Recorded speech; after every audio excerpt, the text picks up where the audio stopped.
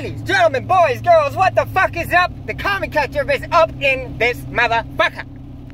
I'm sorry.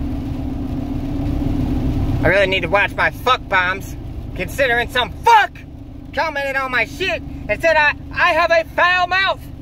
Last time I posted a video, that's what they said. They got on there and they said, you have a very foul mouth. Weird thing is, I have all my motherfucking teeth still. And judging by that no good cocksucker's fucking profile picture, he ain't got no teeth. So who the fuck is the foul mouth now? You old smelly fucking sock breath having, brush your teeth with your finger ass, tooth decay, breeding ground motherfucker? Now that that's out the way, ladies and gentlemen, we're gonna talk about something called the car scam, the boo-boo scam, the ding and dent scam. Every once in a while, a tow truck driver runs into this shit. Now sometimes you do accidentally have an oopsie.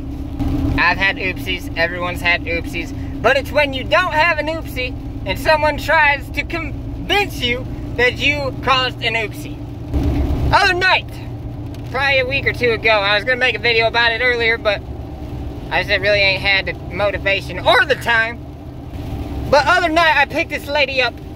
Her car broke it down on the highway, so I went and I hooked her up, and I started driving. And then a phone call come in to her, and it says, where you at?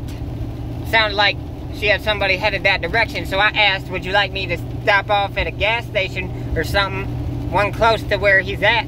That way he can pick you up, and you ain't got to ride with the fucking weird-ass tow truck driver the entire way, since that's an issue. Now, for the record, anybody who doesn't drive tow trucks, we don't have to fucking do that shit. You can be like, nope, bitch, you're going with the car. You're getting out with the car. But I felt like being kind that evening. So I offered it without her even asking. She says, yes, please, that would be amazing. So I stop off at a gas station. Now, upon stopping off at this gas station, I gathered some trash and I wanted to walk around the car and just make sure that everything was square.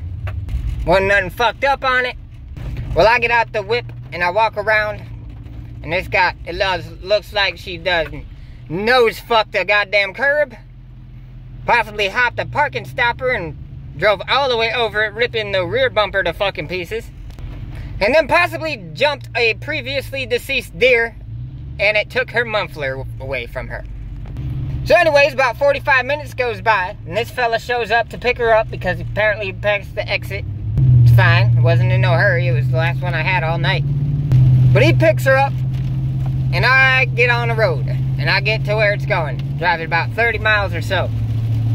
I go to back in this driveway, this dude's flagging me in, I back in, I drop it, I'm pulling out the driveway, and he says, hey!